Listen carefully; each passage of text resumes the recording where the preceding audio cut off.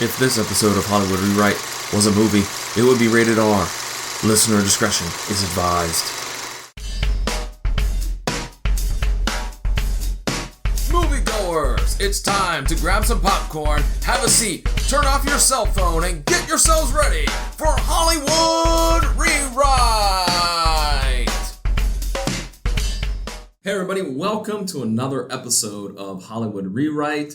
I'm John Orlando, and I'm joined by my panel of film buffs. Steph Grieger to my right. How are you, Steph? I'm good. How are you doing? I'm doing A-OK. And Amanda Tharp, how are you? I'm doing all right. How are you? I'm doing good. And the last participant here tonight. But not least. But not least, that's right. Last but not least. Yet to be seen. That's right. Yet to be seen. One of the men behind the Canned Air podcast, Mr. Jeremy Colley. Jeremy, how are you? I am well. Thank you for having me. It's Quite awesome welcome, to be man. here. And thank you so glad to have much you. for the movie theater candy. Oh. I see you've partitioned yours out there by I have color and partitioned by everything. color and also by threes, if you'll notice. It's a lovely display I have. That's over organization you cannot argue with. here. You can't. You really can't. No. Unless you're Mine Monk. is chaos. Which brings us right into the movie we watched. There we go. Great I have segue. chaos. Chaos would be one way to describe this movie, and of course the movie we're talking about is X-Men Origins Wolverine. Steph, wow. can you give us some of the stats, behind the can. scenes stuff, whatever you want to call it, on this fine flick? I will. It was, first of all, 2009 was the release date.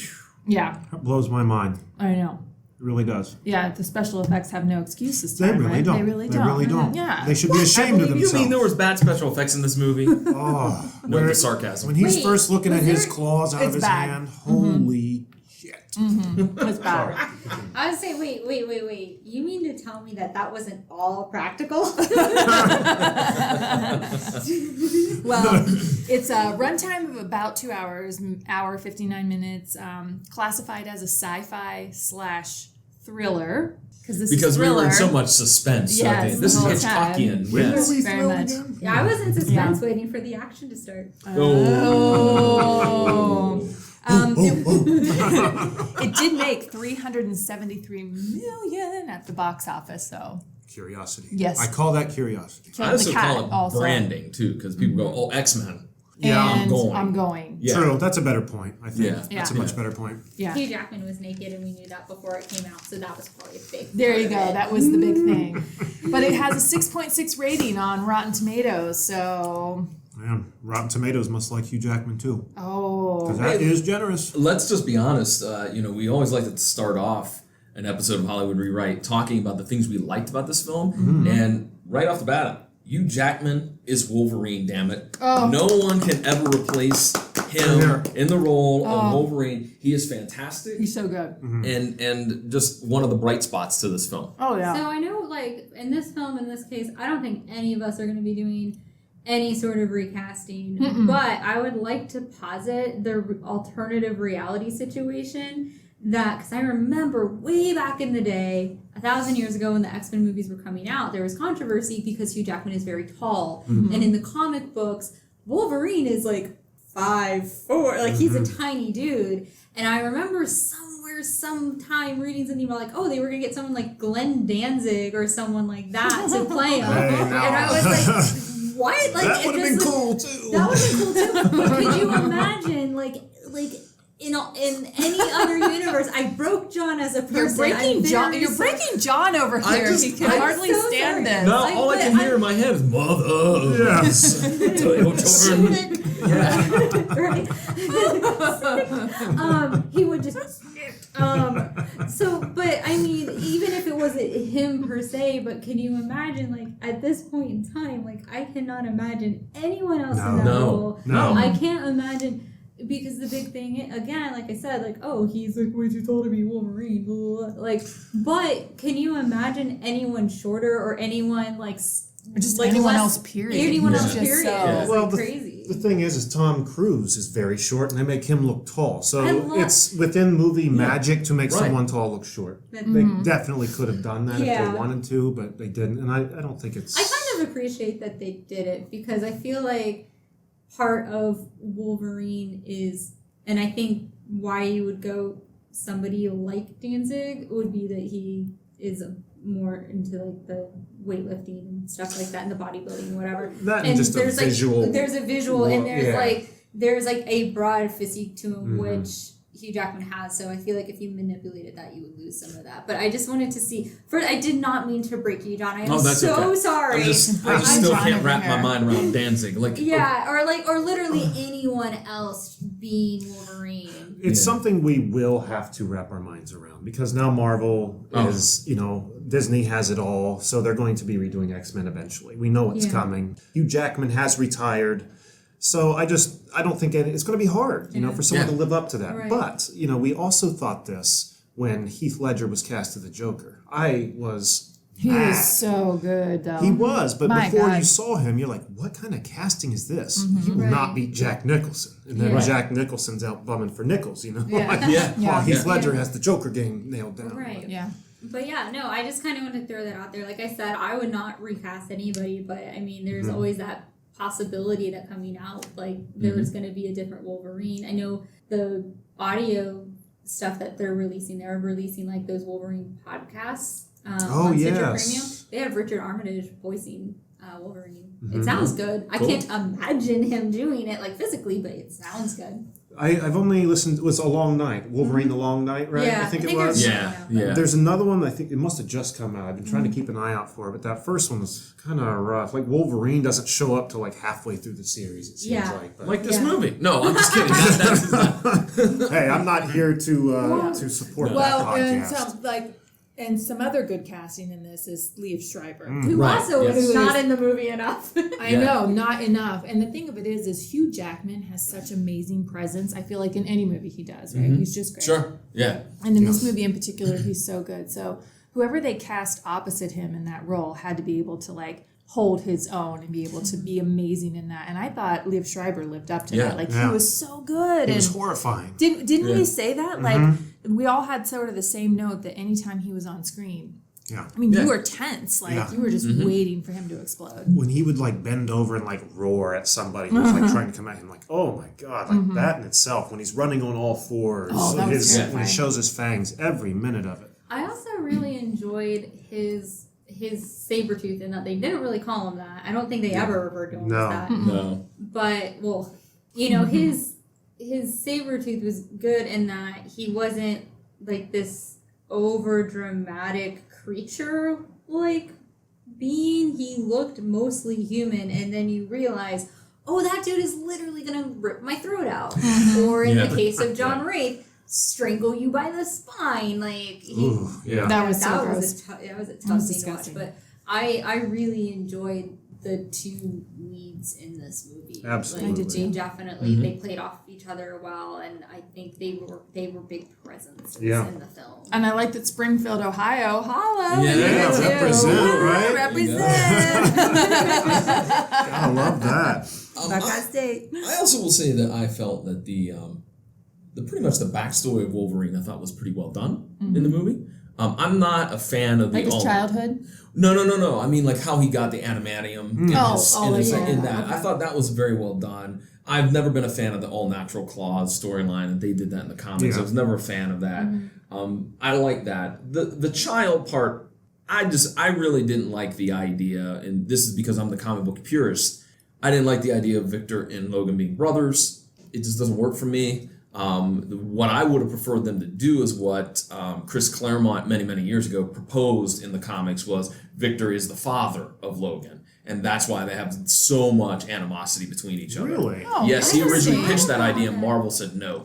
Yeah, the origin book I read actually before the film came out, not the film's coming, I gotta read it. I had seen the source material, and I enjoyed what they did, honestly. The whole 1845 showing the boys young, the dispute with the parents. I loved all that. And even like you were saying, then even past that, showing their, them fighting in all the wars, coming up through time to where they currently And I did were. look it up. Canadians did fight in the U.S. Civil War.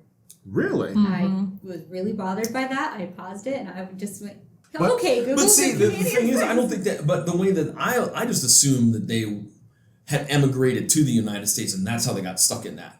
Because there's never really that Oh, yeah, Canadian, it was never, Yeah. it's you know, never like clear where. Right. I mean, other than your country needs you. I'm Canadian. Like, there's not like it's not super obvious like how they got involved in any of the wars, but you know, in a way, again, like this is just time marked through the opening credits. It's not really explained, but it is, you know, they could have come down, fought in that, stayed in the U.S., fought in all of our wars up through Vietnam. But I also, what I enjoyed about that was not just the way they marked the time using the different wars that we seem to constantly be in, but seeing how them as two people are responding differently to the situations, where you have Logan becoming like very hyper aware that he's hurting people and not wanting to do it, and then you have Victor being like, I'm really good at this, like let's giving into the giving into it, Yeah, I like that I would also agree. about that that transition of time was was showing the character development and sort of setting up where that break was going to occur. So that was, I really did like that a lot, but that was about it for me. It's I was actually thinking, and then after the opening credits, things really started to go downhill. But I think part of it was like, okay, so they're in the Vietnam War. Like, that's the era I'm pretty sure we're in, is the early 70s, like somewhere in there. I lost all sense of time anytime a piece of technology was introduced. Because they get on like this crazy stealth plane, and it just the way that it looked and the way that it fell, and then like I was like, that's a good point. Hold up,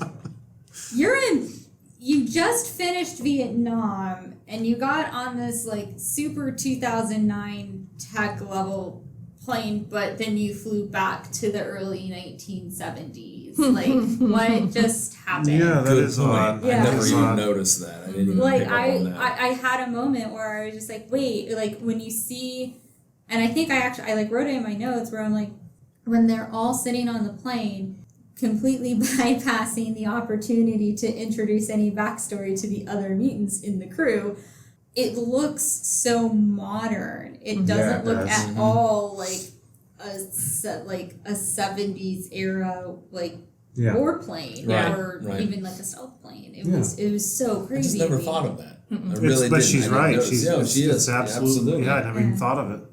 Well, that you bring up another good point, which I think we had talked about it earlier too, was there really was a lack of like introducing any story about anyone else. There was.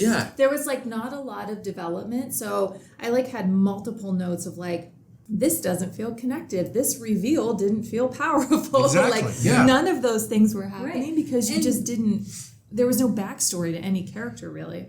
The exact same thing with the cameos, you know, and they tried to bring in like everyone, Gambit. Blob, what was interesting? Cyclops, There's no Emma Frost, everybody. There's just get all these throw them all in for no reason. It was really funny to me in that the mutants on that crew that Stryker put together, with the exception of Wade Wilson, who I am loath to call Deadpool in this movie. Can we call him Ryan Poole? Yes. There we go. There you go, Ryan Poole. So Ryan Poole is like arguably the only real popular like character. Like, I have heard of all of the mutants in this movie at some point in time, but I don't know a lot of people who are huge John Wraith or the Blob fans. I had to look up John Wraith. I'm the comic book nerd, and I was like, I don't even know who this dude is. I don't think he appeared until the early 90s. Right. And so. But it's like, who cares? Like, right, why exactly. pick that character Like, up? it There's was so many basically to they choose were from. when they were putting together the film, and they were like, we need a mutant crew.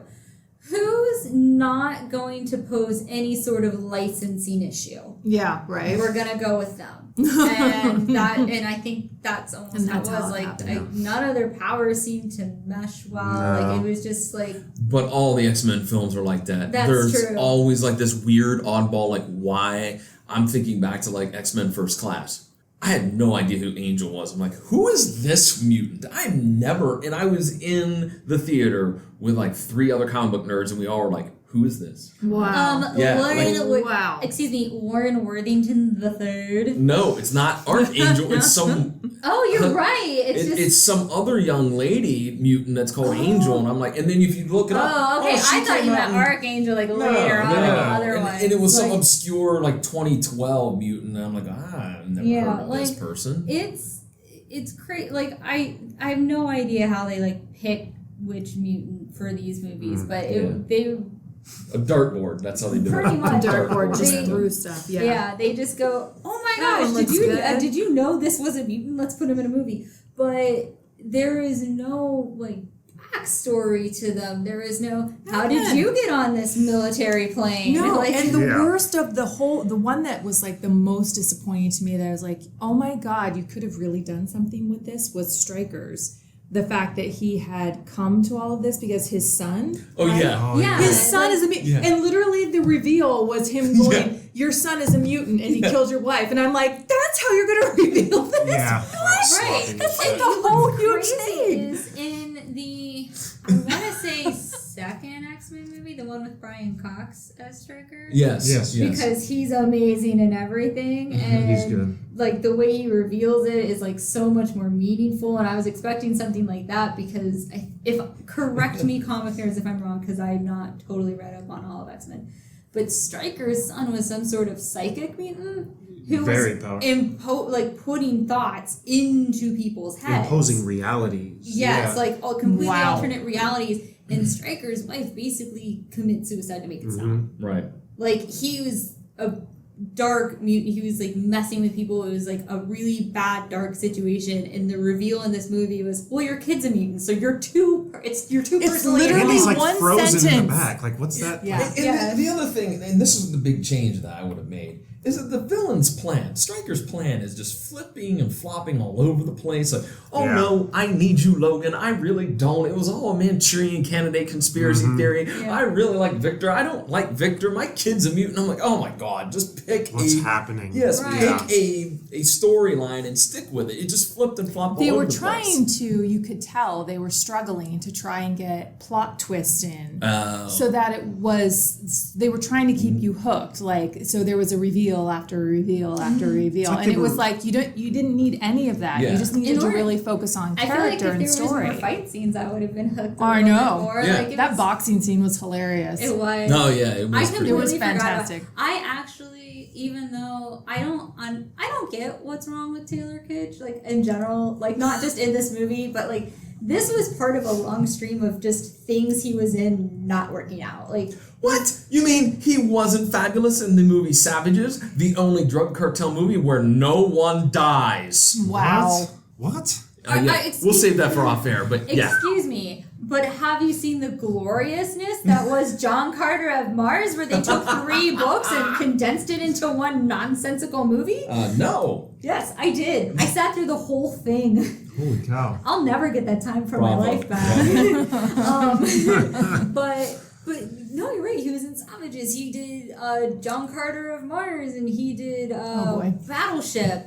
And these were all like, they all came out within a few years of Right, each other. and they were all like, kind he's kind of bound to. I haven't Yeah. seen the Waco miniseries yet, but I heard great things about him as like David Koresh. But like, as soon as I saw him, I was like, oh yeah, that's right, this dude's in it. Who was this in the X-Men, the film we're talking about? This He was... was Gambit. He was Gambit. He was Gambit. He was Okay, Gambit. yeah. Who I thought that they did a decent job with him. But I did again, too, Really? because Gambit's More- kind It wasn't of a- bad. it wasn't bad, but more backstory on him. They Like, gave nothing. It was like, it was so fan service, just here's Gambit. Like, give nothing to him, no depth or anything. Right, like- I didn't like it. Oh, I'm looking this up right now. He was in Battleship too. Yeah. Yeah. Friday Night Lights was like what people knew him for. Yeah, he was Okay. on that show for a while. I never watched that show, but I know he was Okay. on it for a while. But It- he I don't think he did bad in this movie. I just think Gambit wasn't great in this. And the Yeah. other thing is for the fight scenes that are in this movie, for the most part, they seem to be like the amount of destruction caused is really disproportionate to what's going on. Yeah. Like, Victor and Logan are having this fight in the streets of New Orleans, and then all of the sudden, Gambit comes in, staff down, and completely wrecks Bourbon Street or whatever. Like, Levels just the block, levels the block. I was like, That wasn't necessary. that was uncalled for, and why are you intervening between these two people you hate? Yeah, why do you What give are a you shit? doing? Yeah, exactly. Why do you Go care? back to your poker game. And who goes to New Orleans just to play poker? Like, But see, he's from New Orleans, That's and you true. would have known that if they had said something. but you know. Oh, I think that. But then nobody told us anything. Yeah. All right, so we were just guessing. That super on point cartoon of a accent was supposed to give away he was from New Orleans. Wow. But Remy LeBeau. How about the Jeremy? freaking horrible dialogue in this freaking movie? Okay, I mean there were. Yeah, because I have here the bridge scene with Logan, Kayla, and the rando guy that just blocked. Big temper too. Like, get out of here. It's totally unnecessary. Yeah. Like, I'm like, what did this do? Did this That reveal was- anything? Oh, No. No. And okay, another scene I'm going to bitch about that kind of did reveal something, but still was so horrible. Is when they're in their cabin at night and she gives the whole spiel as to why he's. They call him the Wolverine or was whatever. so like, bad. And then it just cuts right back to the story. It's like, what? Like, why? I don't need that. I feel dirty now. I need to shower. Then the boxing scene, even that was the worst for me because when he's like, get in the ring, fight Dukes. Maybe he'll give you the information. I think his name was Dukes. But Fred Dukes, he starts getting his ass kicked, and he's like, "It's not him I'm worried about." Or what was the other line?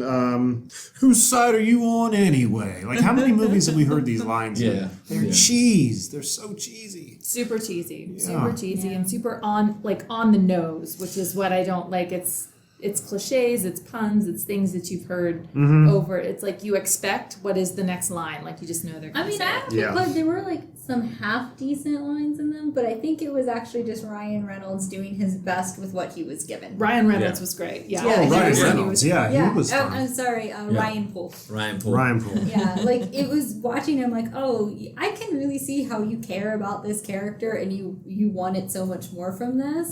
But but there were so many weird parts. I'm like, this is unnecessary. And the one that kept bothering me, and they mentioned it like 3 times in the movie, the adamantium bullets. Yeah.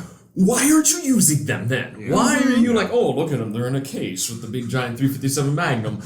Use them! Why are they not on the...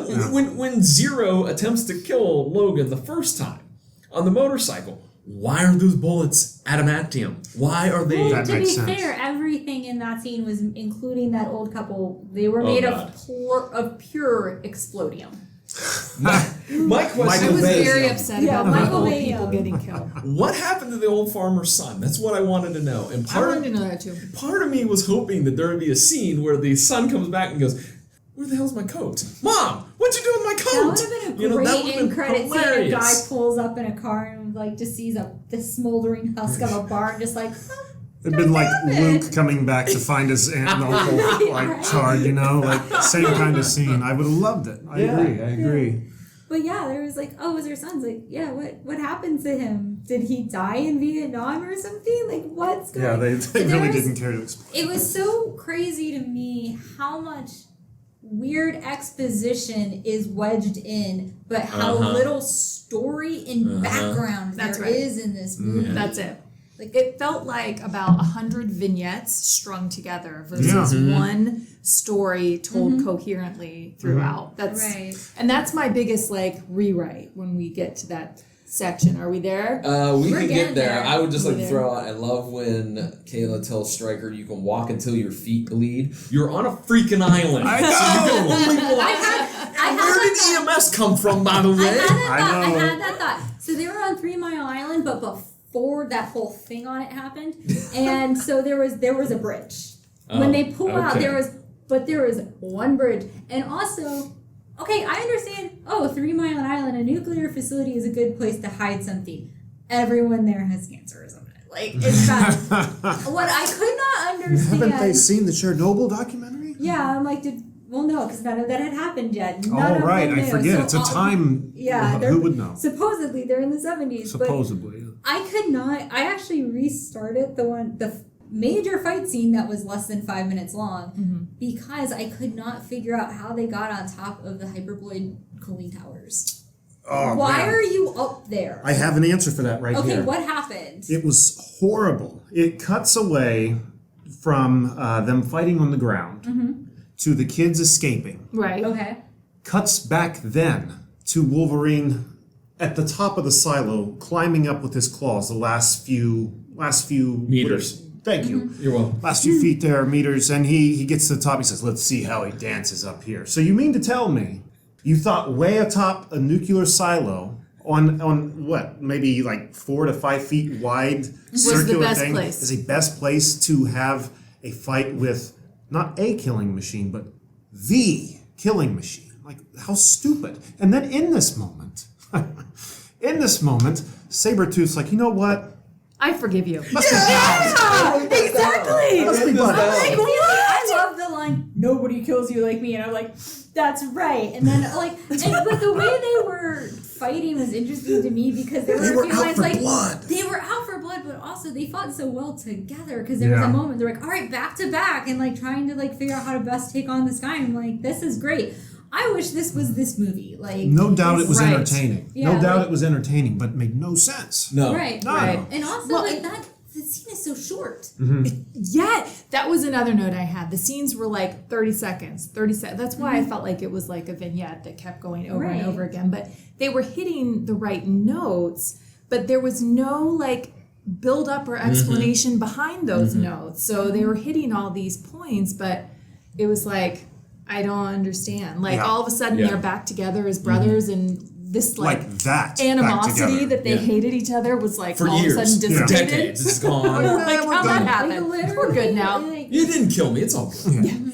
You know. Water under the bridge. Yeah. So let's get to the rewrite, and here's where we will start talking about some of the changes we would make to the movie in terms of both plot or actors or whatever. So who would like to go first? Well, one of my first notes kind of plays off what we were just talking about, and Okay. that was the length of the action sequences. Okay. You have so much nonsensical build-up and then like a 5-minute fight scene that ends in an explosion.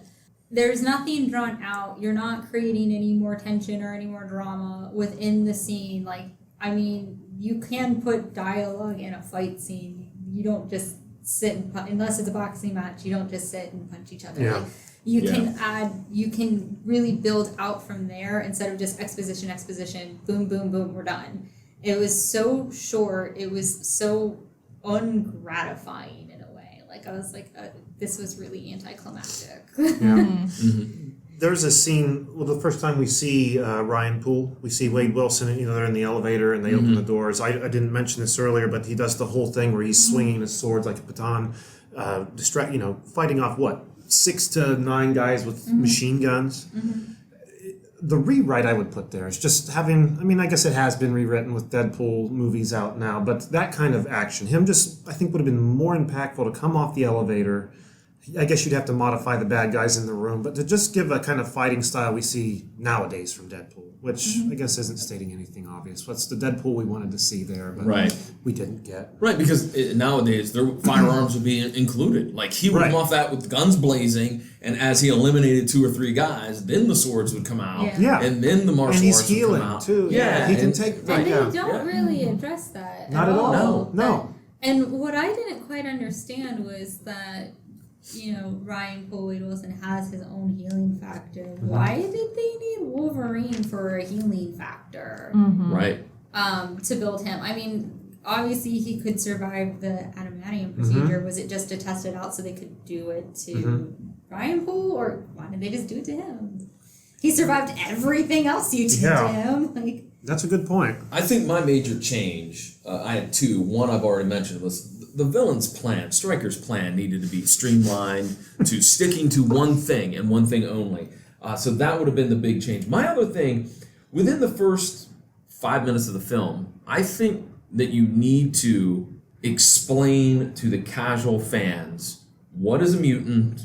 Here's how some mutants have certain powers. That needs to be in there because you just can't assume that everybody knows. A fine example is, just as you mentioned, Ryan Poole's healing factor. That could have been explained. Especially at that time, because no one, the Deadpool knowledge wasn't what it is today. like it is An now. interesting point with that is the 2 main characters that we meet both have not the same, obviously, but similar powers where they have gross nail growth or bone growth or whatever. Old bag lady nail growth. You either sprout extra bones or you look like a cokehead. Like you, those are some crazy nails that were coming off of him. And there was a close up that it haunted me. It would look like a werewolf transformation scene to me. It was like, oh my gosh, it's so gross. But those are like the two main guys you're introduced to. There's no explanation that each mutant's powers are different. Exactly. You don't understand. Like, I don't think we see John Wraith's power in action basically until he dies. Like, you see it a little bit, but you don't see that he can, whatever it's called. Teleport. Go from one place to the other. And I think the Blob's powers, he was just big. Like, he was just like a big, almost Juggernaut-esque. Indestructible. Like Juggernaut or the Hulk. He's very similar to those. Like, there's no explanation of that. There's no understanding that everyone's different. Like, or this is their power and this is what they do. Like, right. And Ryan Poole would be totally redone too. That was my third and final change. Was I think that. And I understand you were sticking to a particular rating, and I actually, Jeremy, going to disagree with you. I think that at this point when this movie come out, Deadpool's in full swing now. Because they've had the two very successful runs of the comics in the 90s and 95 and 97. I'm not saying he wasn't popular. There just wasn't a general knowledge of it. Right, but I'm thinking, at this point, because I remember that when I went to the theater to see this is the thing that I would look forward to the most. Deadpool's in this movie, because I've liked Deadpool since the mid-90s when he first had look at you. when he had the circle chase, that first 4-issue that was done by Fabian, is it Nizera? I don't know. Thank you. I listened to a lot of Jay and Miles, so they did that's where I learned to pronounce these names. Yeah, I loved that book, and then when Mark Waid did the second run of that, I liked him. So I've been a fan of Deadpool way before his ultimate. Before it was cool. Before it was cool, exactly. And so I look forward to it. And when they presented that, I'm like, those screams, kids. Yes, that's exactly what in the theater. Exactly what we were saying, children running by. Yes. And it's funny that you say that because, like, I'm a much more casual X-Men fan, but I grew up knowing who these characters were, and I was cognizant of what they should be, or like my idea of them. And just watching that, I was like, what in the actual fuck am I looking at? Yeah. This is horrifying. Well, no, go ahead. No, please. Go ahead. No, so casual viewer, which is me, because I do like Marvel comics. I know who Wolverine is, but I wouldn't say that I'm like an expert in any of this comic stuff. So for me, I really did come at it as like a casual fan watching it. I think I understood. I think you just generally understand that mutants all have different powers, which is fine. The reveal of their powers I found interesting, so I didn't mind that as much. For me, it was all about the story was just all over the place. Yeah. And I just think that they buried the two most important pieces of the story in the last 30 minutes, which was that she betrayed him. And that the dude, Stryker, had a mutant son. Those were the two most interesting and important storylines. And was a mutant. So, even to me... sorry. No, go ahead. I was just really quick going to say, even all these years later on the rewatch, totally forgot she was a mutant until forgot she was in the movie. Very last few minutes. And again, much like John Wraith, that was another one I stumbled upon when I was looking up who John Wraith was. I'm like, oh, Kayla Silverfox. That's who this is. I had no idea. Yeah. Again. And why Great did name, she by need the way. Yeah. I mean, I guess in a way it made sense. Like, oh, you have my sister. Your sister didn't need to be Emma Frost. No. No. Like, that was... But that was directly directly from the comics. That's directly from the comics. They are siblings? They are siblings. They are siblings. Really? Oh, okay. Yes. I didn't realize that. I did not know that either. And I think that I have a pretty good depth of knowledge with comics, and I'm like, wow. When I just stumbled across reading about John Wraith. You didn't even have words for it. You were just like, there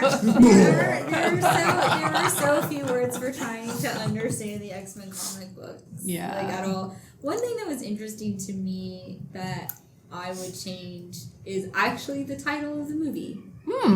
Because X-Men Origins Wolverine Makes no sense. It actually was like, were you guys trying to set up, we're going to do X-Men Origins Wolverine, Professor X? I think they were. I would love to see a Summers movie in which the parents still throw the kids out of the plane and the dad becomes a space pirate.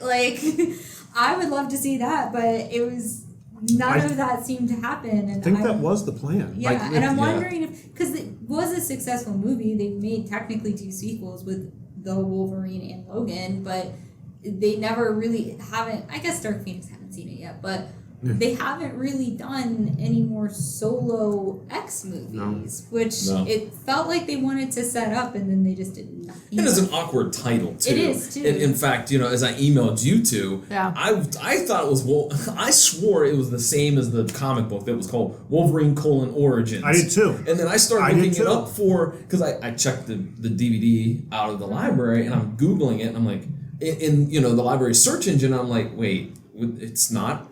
There's no copies of this. But then when you put it in the DVD player and it opens in that 1845 setting, you're like, this is the book. This is the book. Yeah, exactly. Like, yeah, it was as quick as you're with it, you're kicked out. Yeah, it was kind of I know exactly what you mean. Yeah. Yeah. Well, I would rewrite that. I just want to go back to this. Sure. This is my rewrite. Okay.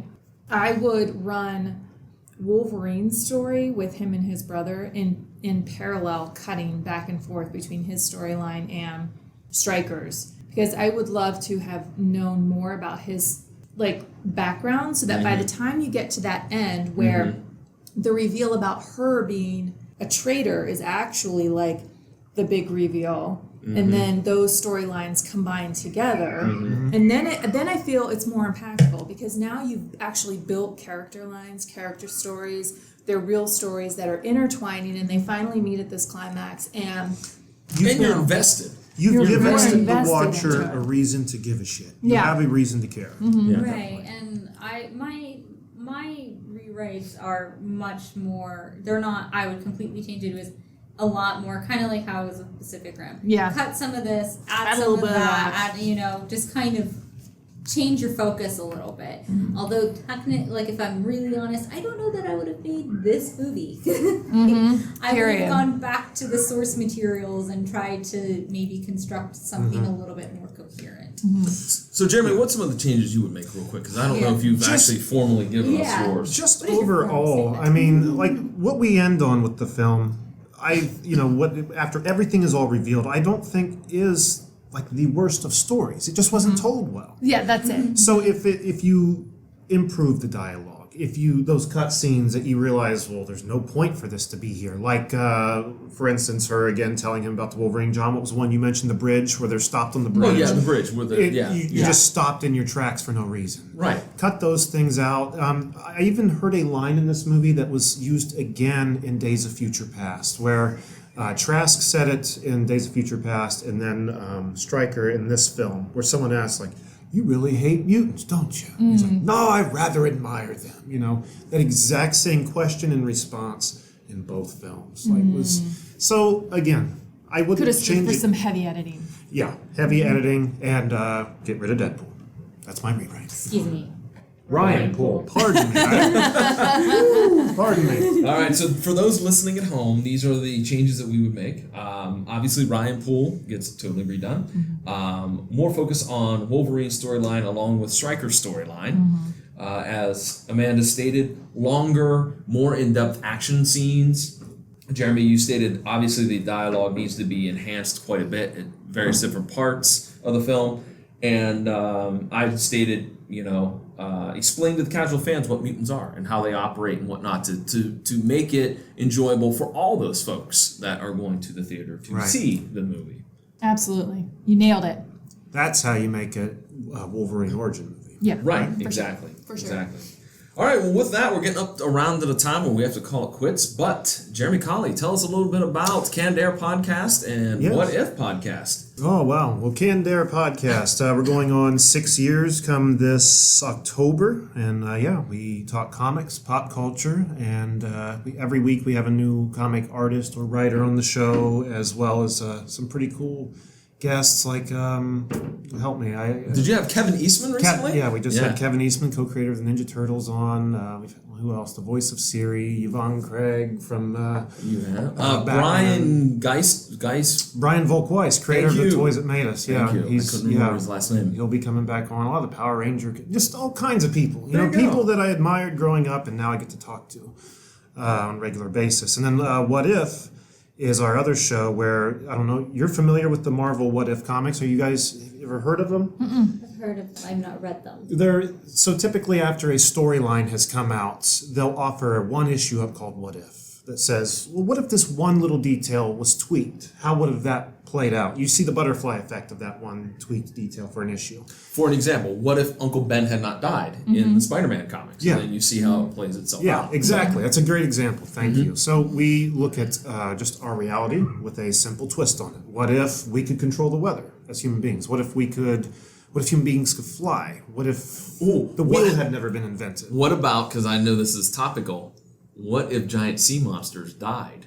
Did you do an episode like that? What would you do with kaiju that just died? Oh my god, yeah, we talked if kaiju monsters really died. And if, like, say a Godzilla-sized monster died inland, how cataclysmic that would be. What? I mean, you'd have to build a factory around it just to tear it down, right? Literally the whole thing we talked about last time. Amanda was like, the real movie from that, what was it called? Pacific Rim. Pacific Rim. The real movie was if the kaiju dies on the island in the aftermath of having to clean it up. Like, that's the real What movie. if the real reason 3 Mile Island went off the way it did was because a bunch of idiots had a fight on top of one of the cooling towers and brought it down? There you go. Like There's your new Wolverine topic. There it Origins. is. Yes. Wow. Bam.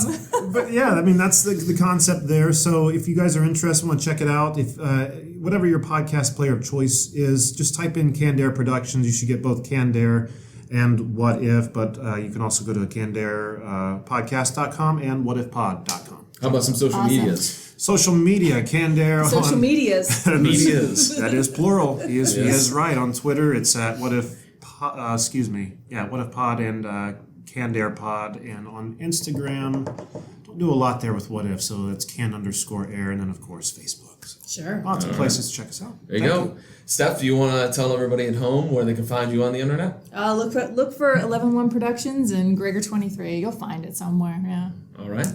Oh, Amanda? I'm not really on the internet. She stays off the interwebs. She's There you go. smart. Then I stay off them there interwebs.